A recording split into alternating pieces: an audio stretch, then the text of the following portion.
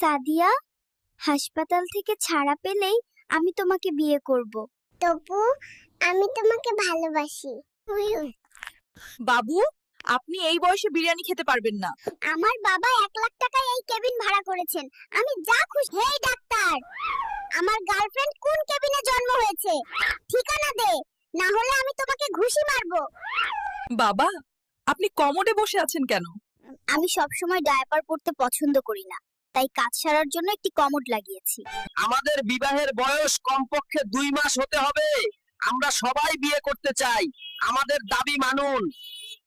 শিশু, তুমি এটা দিয়ে কি করবে? হাসপাতালের নার্স আমাকে খোঁচা দিতে আসছে, তার আগে আমি প্রস্তুত। আমি তাকে খোঁচা দেব। ডাক্তার, আমি কখন বড় হব?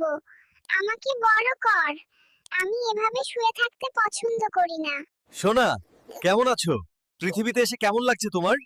চুপ কর বদমাশ, বড় হতে দাও, তারপর ইন্টারভিউ দেব। দিলরুবা, তুমি আমার ভালোবাসা।